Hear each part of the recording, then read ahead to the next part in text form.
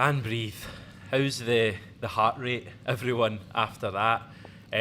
What an incredible match and a massive victory for Celtic in the end against one of our main rivals, Heart of Midlothian, away from home. It's always nice to win at Tynecastle, but even sweeter when it's done like that. We've got so much to chat about. I'm Hamish, of course. Stevie's here as well. Let us know you can hear and see us and everything as well in the world. Hi, by the way, everyone. And yes, we've made the fatal error once again of basically wearing the exact same Celtic clothes. It wasn't enough for us to both turn up in the green away kit for the Aberdeen away game. We've decided to go again. You should really take the fabled body warmer off so we could see the full shebang, but it's happened again, Stevie. It has. It's very much his and hers, isn't it? But I'm, of course, the his. But it doesn't matter what we're wearing, Hamish. The main thing is Celtic won the night. I mean, I said that as a joke at the start, but has the heart rate returned to normal? Because it hasn't for me. Well, my diet is a disgrace, so my heart rate is always a shambles anyway, but that didn't help, and when that 6 minutes was added on, we were both in here nearly greeting, but we saw it through, thankfully so. So much to chat about. Will we go all the way back to the lineup being announced at whatever it was, 6:30? I think pretty much the team people had expected to see. Maybe the only contentious area, if you want to call it that, was the fact James Forrest was starting over Liel Abada. We can come on to Forrest's performance in general later on, but what was your thoughts when you saw the team? Generally the team that I thought the manager was going to go with. I mean, I did say that I would have preferred Liam Scales at left back for the physical battle and everything, especially with Hart in the last half hour. We could have really done with Liam Scales, but talking about the game initially, the lineup initially, I think it was to be expected. I mean, that midfield was what we were expecting anyway, wasn't it? I generally thought between Forrest and Abada it was just going to be 50-50. I thought the manager would have went with Forrest for the experience of it, but in hindsight, I suppose if he started Abada, might have been more clinical. Certainly Forrest we will obviously touch on anyway. I suppose at the end of the day, the team that he put out did win the game, but it was what I expected anyway. He didn't really have many options to change it. I mean, that's the main one, and the only reason we're chatting about that is because that's probably the only area of the park other than right back where he actually had someone else, ready to come in. That's just where we're at the moment, and I think everyone, I think amidst all the chat we're going to have, and we're going to come on to the second half and the fact that there was, lots there that Celtic can improve on, I think we just need to remember, how many players were missing tonight.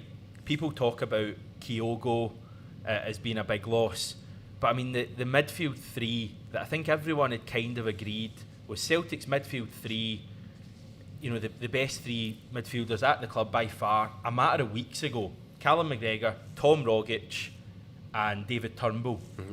Not one of them is even available tonight, and we have two players coming in and just recently signed. O'Reilly making his debut, Hatate making his, whatever the word for second appearance is, if there is a word, and near Beaton behind them. And I just thought in the first half the midfield was absolutely excellent. It went a bit in the second half, but first half it was excellent.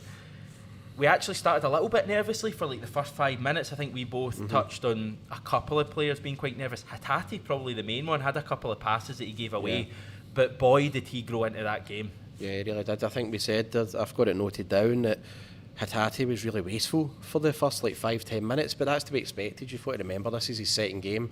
And the thing is as well, Hamish is not even near 100% fit for us as well. But I thought, the way that Hatate grew into the game, he was so influential for us. We'll talk about his goal, of course. Do it now. Why waste time when we've got a goal like that? We just went mental here when that went in. We didn't expect it. Yeah. I mean, initially I did feel everyone that maybe Craig Gordon could have done better. Of course, said that at the time, and I think he probably Scotland's best ever goalie apparently. But I was really surprised that Hatate took it, because I think Jota might have been out wide. He had a couple of options. He had options for it, but my God, what a strike. Brilliant strike, and it was as well, that will do him the world of good as well, going forward, and we now know that we've been screaming out for that as well in Turnbull's absence, haven't we? A player that's not really striking the ball for distance, and now that we know Hatate can do that, and now gives other teams, they'll be now feeding that too.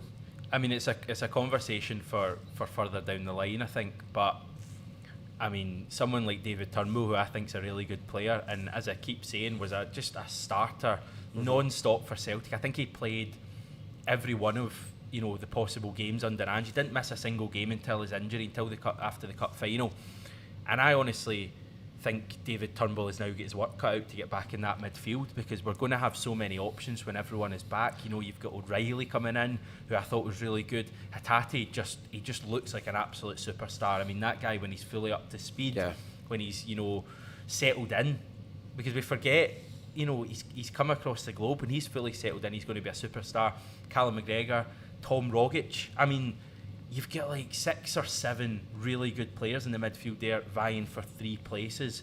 And I think we saw that tonight. I just thought O'Reilly and Hatate were excellent in that first half. Yeah, I did too, and O'Reilly as well. I mean, Hatate for that second goal, when he gets the ball, he just takes like a few seconds to look up and find O'Reilly. A lot of players that I noted would have panicked there, would have maybe rushed it.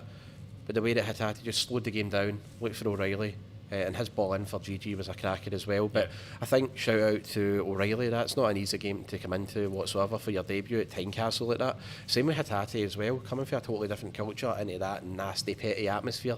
Some might say toxic at Tynecastle, and to rise above all that and to just show your class and composure above everyone else, I think takes a lot of skill. And that was amazing to see. I was laughing in the second half because Hatate went over to get the ball for a throw-in, and he was getting dog's abuse from that lot, in that stand, and I don't think they're the nicest bunch, those Hearts fans.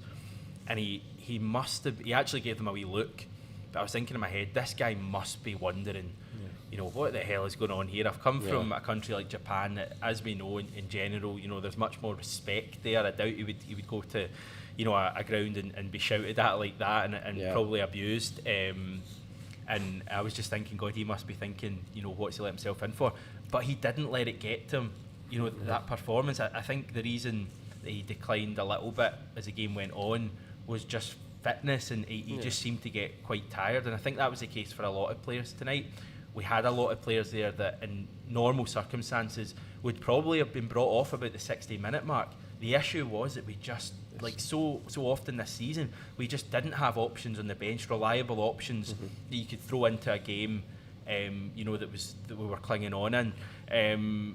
O'Reilly, did anyone else think he looked like Tom Rogic out there? Because I was kind of doing a double take. I was like, Rogic is definitely in Australia. I saw a photo of him earlier. Riley just looked like Tom Rogic, and he actually, played like Tom Rogic in that first half.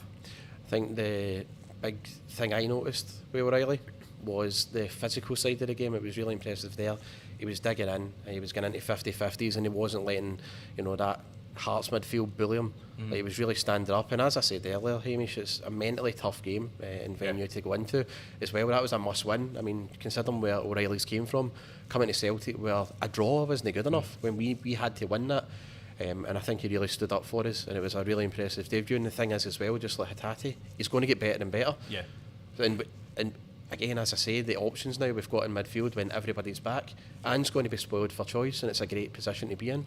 He's got that same kind of languid playing style as Tom Rogic. Some may even, mistake it for just being quite kind of almost casual. Casual's, I was about to say lethargic. Casual's a much better word.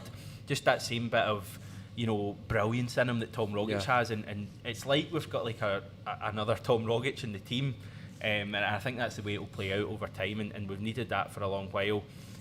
He takes corners as well, which I suppose is something Rogic good hasn't deliveries done. As well. Good deliveries. It was weird because he was on them at the start, and then we had Jota taking them off the left, but O'Reilly was taking them from the right hand side. Unpredictability is good as well, though, to have different corner takers as well, unsettle other teams. And you hope when we get Christopher Julian in that team, someone who can really attack it. I just thought there was 4 or 5 corners going in tonight that you were just crying for someone to throw themselves at it, and CCV and Starfield don't really do that.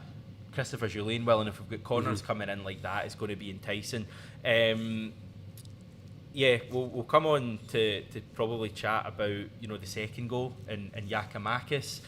An interesting point I want to raise: 3 minutes into the game, we both noted that Craig Halkett has what I think was a pretty snide tackle on Giakoumakis, if you can even call it a tackle, stamped right on his heel or his Achilles, I think to send a message out.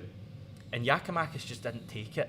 And I thought at times tonight, he absolutely bullied that Hearts defence, in the first half. And I really thought it was a strong performance. And in the second half, he was almost playing midfield. I think he was playing midfield. when we were getting swarmed, and I just thought he was brilliant tonight. I thought it was a really, really good performance. If I was to pick out, a top 3 or 4 players tonight, Giakoumakis would be in there. Fully agree. What was good, it was very, it was, when I was growing up, I was always watching Celtic in tough away venues, seeing Chris Sutton really relishing a physical battle, and that's what GG tonight reminded me of in that respect. I'm not comparing him to Chris Sutton already. There's a long way to go. Clip that out, everyone. No, I understand. There's a long way to go, but I did note as well that it was like a tactical foul to unsettle GG by Hatate, and it didn't work at all because he actually just rose to it in the end when he got his goal. It was great to see because there's a lot of players that do crumble at Tynecastle in general, but with GG, the longer the game went on and the more we needed to dig and just be physical and stand up against them, he was one of the top players for us as well, and he just adds something different, doesn't he? Now, I'm not saying for a second that I don't, if Kyogo was playing as well in that respect, it'll be a different game, of course, but in matches like that, it's just so important to not let teams bully you. And GG didn't let that happen to us tonight, and it was a really good outball for us. Happy for him. Yeah, me too. The thing that always stays in my mind when I'm watching Giakoumakis was that interview we did with the VVV Venlo analyst or former analyst who used the phrase Giakoumakis thrives on chaos, and that's always the thing I think in my mind with him.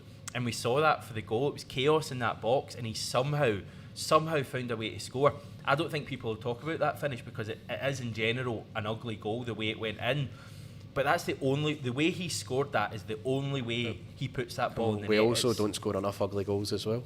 Great point. There's an argument that as much as we love Kyogo, he maybe doesn't score that goal that way, and Giakoumakis for me, that finish tonight was I think it was quite brilliant. Remember Kyogo's goal against Hearts in the 1-0 game in December, where it was quite similar. Ralston put the ball into the near post and Kyogo peeled off his man and he made so much space for himself, whereas this time I think Suter was really, really tight on GG. A lot of strikers wouldn't have been able to put that in, but he found a way to get it in, and that's all that matters. But it's quite similar types of goals.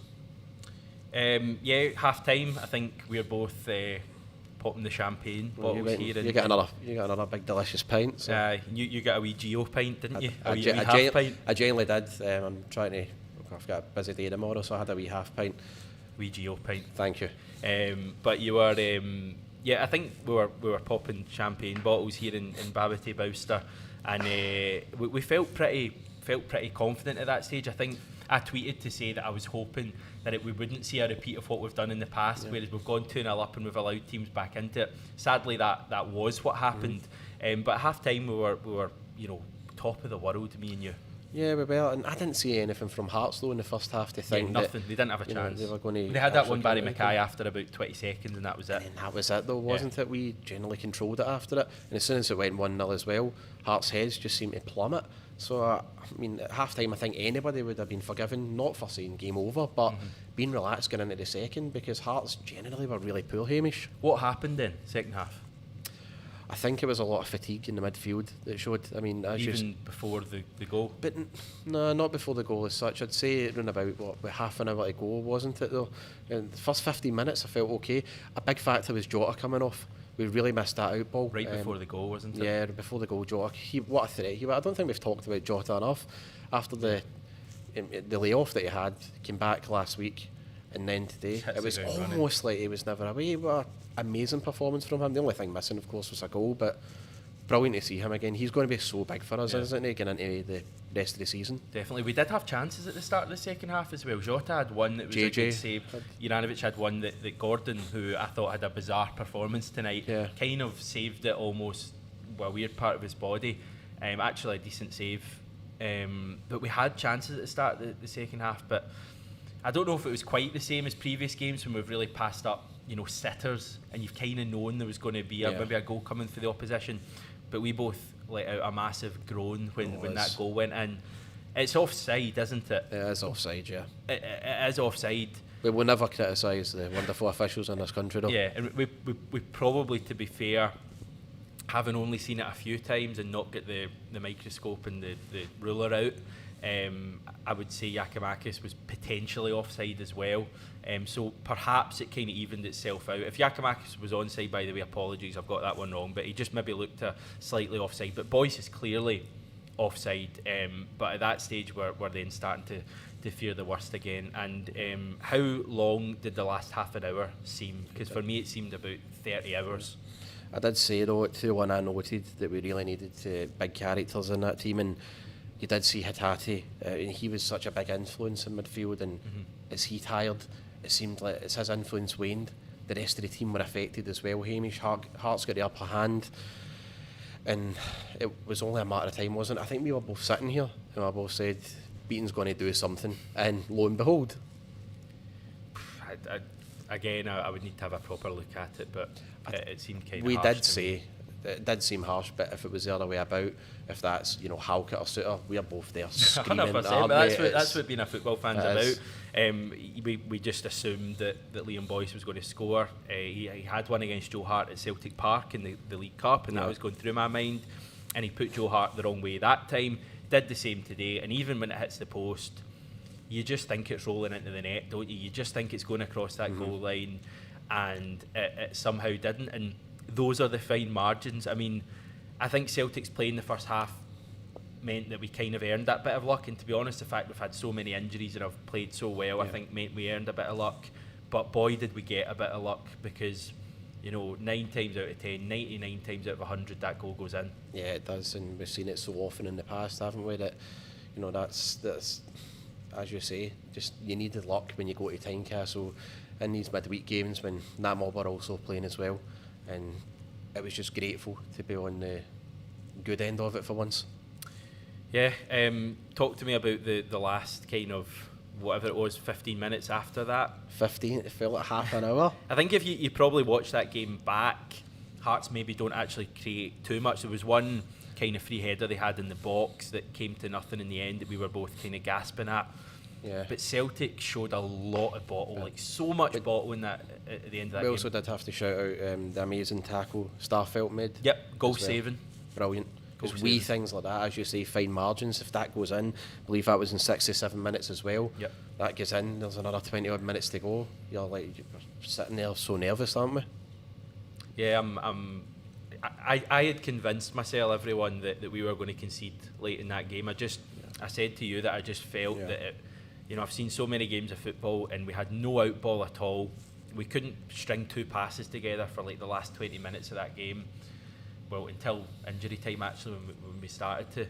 But I just felt a big Hearts chance was coming, and it just had that feeling tonight with a hostile atmosphere there that there was going to be a late goal. Remember that 2-2 game under Ronnie Dyler? It was like Boxing Day or the 27th of Osman December. Sow, like 92 minutes. It felt like one of them, and it would have hurt so much if we hadn't have won that game tonight. Yeah, it's had also the same sort of, for myself, show my age here again, everyone compared to Hamish, but like Jose Kitongo game in 98 again when Hearts were in the title race, and all 3 teams alongside Rangers were going for it, and he scored in like the 5th minute of injury time. It took like 4 deflections, but no, thankfully this is a good news story for once. Who if you were picking like one player out that stood up in the last 20 minutes, who would you pick out?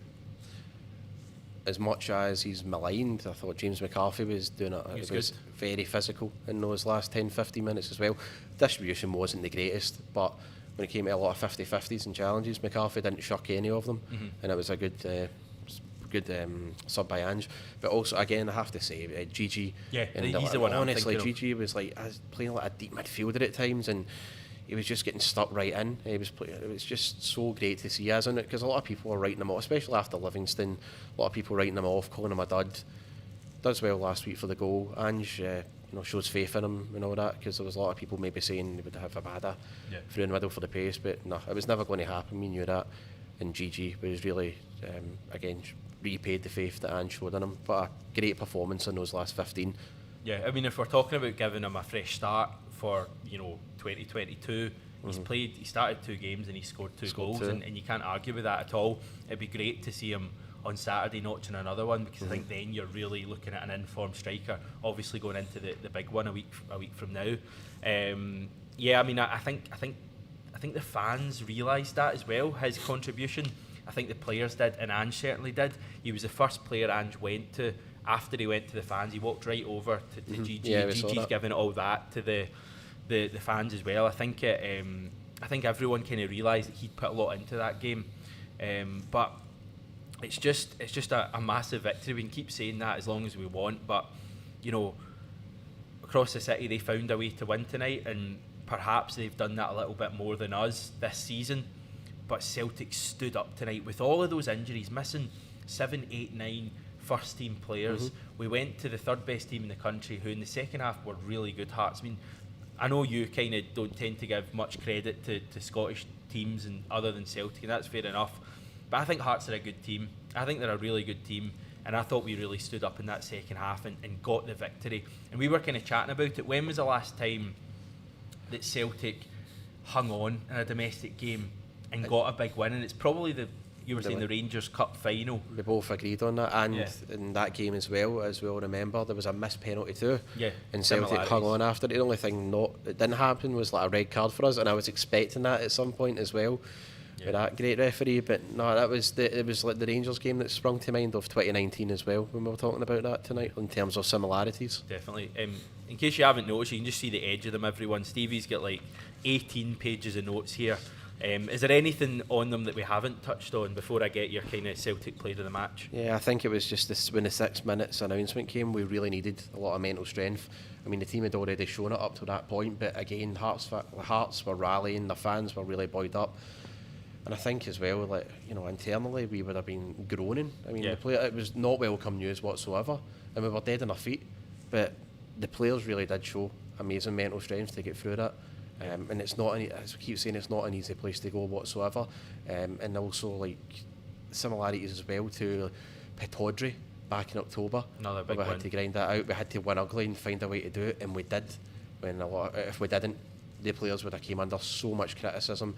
The manager would have been, under so much criticism as well. And again, it is like the away fans they were outstanding tonight. The noise they made, and everybody pleased for all the fans. But seeing that the manager and the players all together like that after that's who I'm just so buzzing for. I was actually expecting a little bit more from Ange in terms of emotion. He's maybe saving it for a week from now. I think as well with Ange, though, he's quite pragmatic, isn't he? Because that's all great tonight.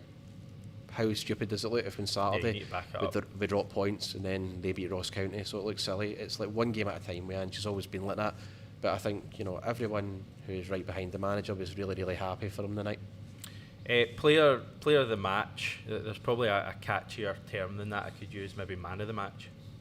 For myself, I would say, and that shows just how good he was, and he was taken off. I thought Jota was utterly sublime for us. I really did. Every time he got the ball, he was a real threat. Michael Smith faked an injury to get off just because Jota was tearing him apart. But yeah, I thought Jota was brilliant. Every time he was on the ball, really exciting, such a threat. Obviously I wish he could have completed the 90, but it'd be great to see him again on Saturday. Jota is my player of the match. Who's yours? Probably Real Hatate, even though he faded in the second half. Just that contribution in the first half, the goal, which is just a great strike, the second goal, which is kind of made by Hatate as well in terms of he opens the game up, and just after the second goal, the pass to James Forrest, the 60-70 yard pass to James Forrest, right on him, and James Forrest, who had probably one of his quieter games tonight, should do much better with it. I mean, we're potentially looking at like pass of the season if that goal goes in. It was up there. Well, it wasn't up there with Jota to Kyogo against Ferencvaros, but it wasn't far off that. It was an amazing pass. Like, he didn't have to break stride at all, and I thought Real Hatate was probably the best. But I would genuinely look at it. I think man of the match is all about the contribution you make to the match. Now, a lot of the time it's the player who skins the most players and puts the most crosses in. But you would look at the contribution of Giakoumakis tonight. Scores effectively the match-winning goal. Second half, stands up, takes knocks, wins fouls, playing out of position, playing in midfield, and I thought he was great. So I would give him a shout out as well. I just want to also give a shout out. I have noted Juranovic has shown why as the season goes on. He's now our first choice right back. He was so impressive. He was energetic. He could have had a goal, but he was really composed in the ball. And I think JJ was one of our top performers tonight as well. Yes, right. We'll go to the nervy part of the video. It's comments. Yeah, the bit where we probably get slagged off. You mean me? Well, yeah.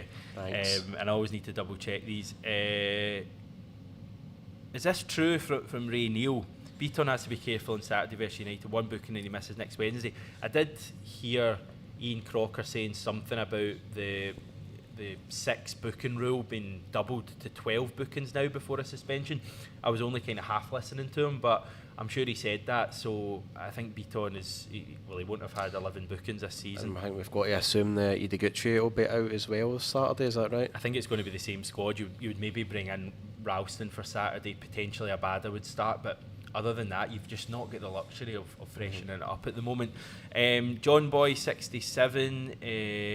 O'Reilly, fantastic, but felt the step up to the SPFL near the end. Great to see him hit the ground running. Derek Eccles, who we know loves a comment on the live stream. Simply, Giakoumakis is class. Barry O'Sullivan, well done, lads. We are going to be some team when we've all our players back. We are going to be some team. Yeah, we already are some team. Yeah, but we've got the manager who will know how to utilise those players in that squad properly when we've got everyone fit. And I hope I'm not just saying that, maybe next season and beyond. I really want to see what Ange can do with a very strong first 11. It is remarkable when you look at that team that started tonight, when you think, McGregor, Turnbull, Rogic, Maida, Kyogo. There's probably other players as well that just haven't come to my mind at the moment, but that's like 6 probably starters in general, or they would be if it wasn't for the other players that played tonight. There's just so many options. Ideguchi, of course, is another one. Starfelt, a wee bit of support for Carol Starfelt. Starfelt was very solid tonight, and also from Damien, what's with the Starfelt bashing? He had a solid game. Commentator said he missed the flight of the ball once. If you watch it back, you will see he was fouled. We haven't been bashing Starfelt. We've been quite behind him. I think we both I'm assuming it's just in general. I think Starfelt had a decent game again tonight. I mean, anyone slagging him, that tackle that he made on 67 minutes, it's one of the reasons that we've won the game 2-1. Yeah, and finally, GG, he held the ball up, good goal, came back to help and pushed through a difficult 96 minutes. The more and more I think about it, I want to give my man of the match to GG. I thought he was excellent tonight. Final thoughts, Stevie, on a massive win for Celtic. I mean, a really, really big win for Celtic. Yep. As I said, and here it is, this quote that I have written down where I said, if you want to win leagues, you have to go to Tynecastle and win. It's as simple as that. Why are you quoting John McGinley? Right, that is it, honestly. No, so that's what I said. The team have done it, and there was a lot of pressure again on the side. Depleted again, and as you saw as the game went on, that midfield were tiring. We just didn't have the legs, or we didn't have the depth to, counter that with Hearts, and we still came through it. Yeah. So I'm really pleased for the team. I'm really pleased for the manager. And again, Saturday now is the next biggie for us. Any patter for us? Was there any patter when we were watching the game? Andy Halliday losing to Celtic was decent, I suppose. No, I'm trying to think. John McGinley was saying Giakoumakis' body and John Suter for the goal was a good laugh. Yeah, it was. That was one of the things. Devlin losing the plot. Cameron Devlin. Yeah, I mean, we had to really unsettle Suter and force mistakes from him. Didn't feel we did enough of that. It would have been some laugh to see that crowd going mental at him. Yeah. But who cares? We've won the game. I actually didn't notice that at all. I was so oblivious to if he was being booed or whatever. Yeah. The body warmer again. It does the job. The real man of the match, that body warmer. Thank you. Not only does it help Celtic win, but it also kind of covers up our wardrobe malfunctions. We're definitely going to sort this out in future.